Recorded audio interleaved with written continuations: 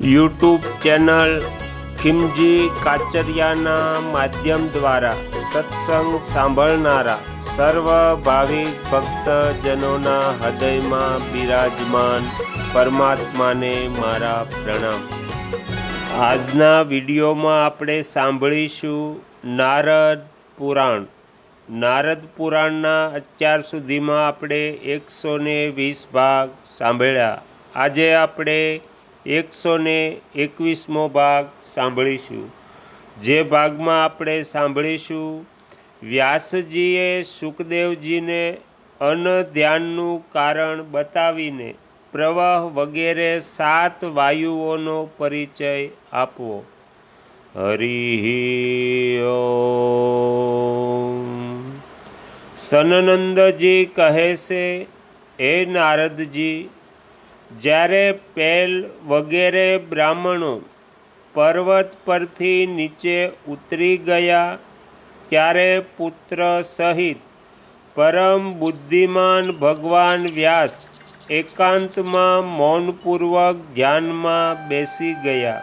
તે સમયે આકાશવાણીએ પુત્ર સહિત વ્યાસજીને સંબોધિત કરીને કહ્યું, વશિષ્ઠ કુળમાં ઉત્પન્ન મહર્ષિ વ્યાસ, આ સમયે વેદ ધ્વનિ કેમ થતો નથી?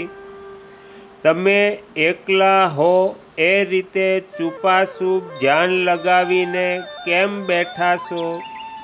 અત્યારે વેદ ધ્વનિથી રહિત થઈને આ પર્વત શોભતો નથી।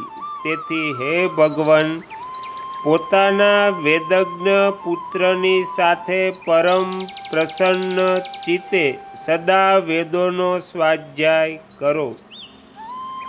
આકાશવાણી દ્વારા ઉચ્ચારિત આ વચન સાંભળીને વ્યાસજીએ પોતાના પુત્ર સુખદેવજીની સાથે વેદોની આવૃત્તિનો આરંભ કર્યો। હે દ્વિજ શ્રેષ્ઠ, તે બંને પિતા પુત્ર દીર્ઘકાળ સુધી વેદોનું પારાયણ કરતા રહ્યા। દરમિયાન એક દિવસ સમુદ્રની હવાથી પ્રેરિત બહુ જોરથી આંધી વંટોળીઓ આવી આને અનધ્યાનનો હેતુ સમજીને વ્યાસજીએ પુત્રને વેદોનો અભ્યાસ રોકી દીધો।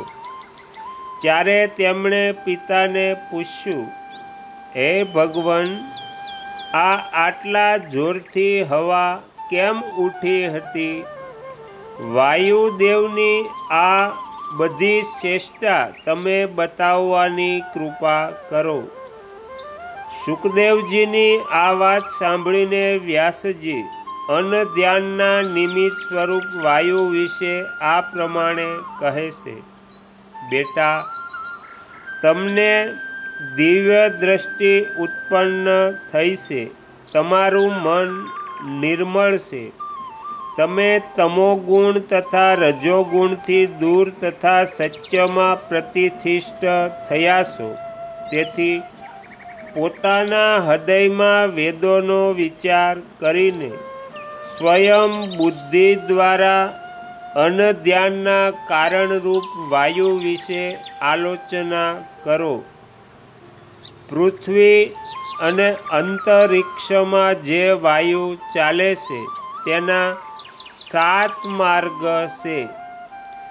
જે ધૂમ તથા ગરમીથી ઉત્પન્ન વાદળો અને કરાઓને આમથી તેમ લઈ જાય છે, તે પ્રથમ માર્ગમાં પ્રવાહિત થનારો પ્રવાહ નામે વાયુ છે। જે આકાશમાં રસની માત્રાઓ અને વીજળી વગેરેની ઉત્પત્તિના માટે પ્રગટ થાય છે, તે મહાન તેજ સંપન્ન દ્વિતીય વાયુ આવાહ નામે પ્રસિદ્ધ છે। અને તે બહુ મોટા અવાજ સાથે વહે છે। જે સદા સોમ, સૂર્ય વગેરે જ્યોતિર્મય ગ્રહોનો ઉદય અને ઉદ્ભવ કરે છે, તેને મનીષી પુરુષ શરીરની અંદર ઉદાન કહે છે। જે ચારે સમુદ્રોથી જળ ગ્રહણ કરે છે અને તેને ઉપર ઉઠાવીને જીમૂતો વાદળોને આપે છે તથા વાદળોને જળથી સંયુક્ત કરીને તેમને પર્જન્ય ઇન્દ્રને સોંપે છે. તે મહાન વાયુ ઉદહ કહેવાય છે, જેનાથી પ્રેરિત થઈને અનેક પ્રકારના નીલવર્ણના મહામેઘો ઘટાદાર થઈને વૃષ્ટિનો આરંભ કરે છે તથા જે દેવતાઓના આકાશ માર્ગથી જનારા વિમાનોને સ્વયં વહન કરે છે.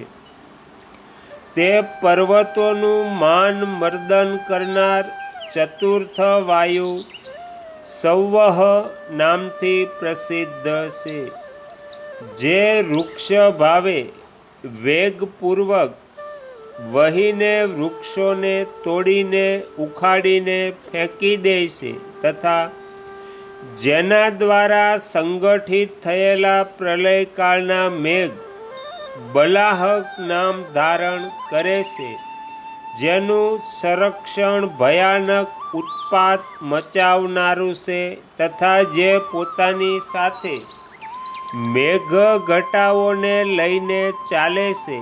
તે અત્યંત વેગવાન પંચમ વાયુ વિવહ કહેવાય છે, જેના આધારે આકાશમાં દિવ્ય જળ પ્રવાહિત થાય છે, જે આકાશ ગંગાના પવિત્ર જળને ધારણ કરીને સ્થિત છે અને જેના દ્વારા દૂરથી જ પ્રીતિહત નારાજ થઈને સહસ્ત્ર કિરણોના ઉત્પત્તિ સ્થાન સૂર્યદેવ એક જ કિરણથી યુક્ત દેખાય છે, જેમનાથી આ પૃથ્વી પ્રકાશિત થાય છે તથા અમૃતના દિવ્ય નિધિ ચંદ્રમાનું પણ જેનાથી પોષણ થાય છે. તે છઠ્ઠા વાયુનું નામ પરિવહ છે.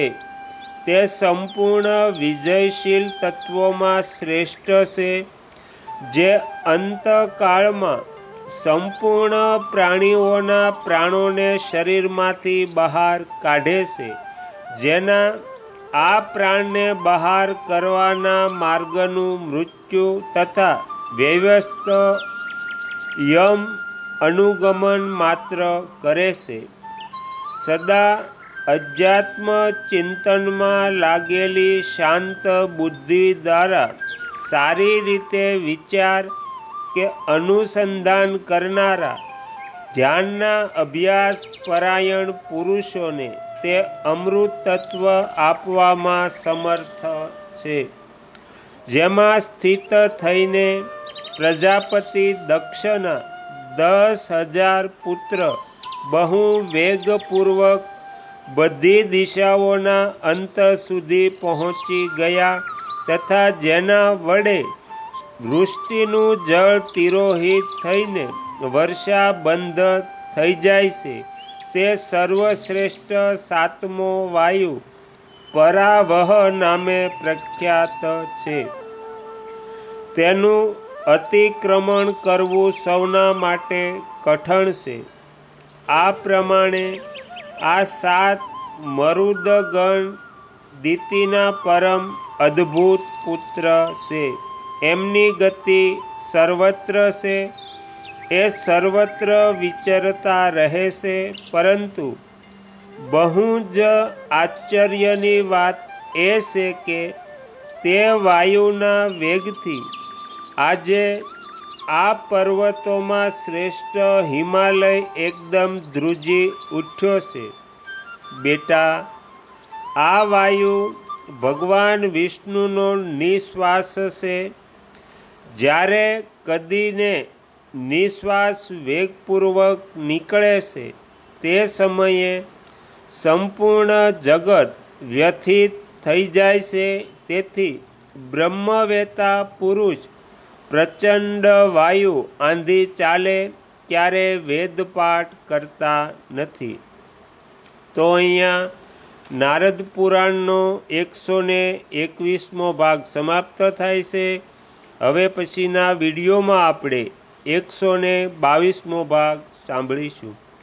તમે તમારો કિંમતી સમય આપી એકાગ્ર ચિત્તે પ્રસન્નતાપૂર્વક આ નારદ પુરાણ સાંભળ્યું એ બદલ હું આપ સૌનો ખૂબ ખૂબ આભાર વ્યક્ત કરું છું અને આશા પણ રાખું છું કે તમને સાંભળવું ગમ્યું હશે. જો ગમ્યું હોય તો બીજા 5 લોકોને પણ સંભળાવજો. શ્રી સદગુરુ દેવની જય. આગળના વિડીયો જોવા માટે આ ચેનલને સબસ્ક્રાઈબ કરો અને જો આ વિડીયો પસંદ આવ્યો હોય તો લાઈક કરો.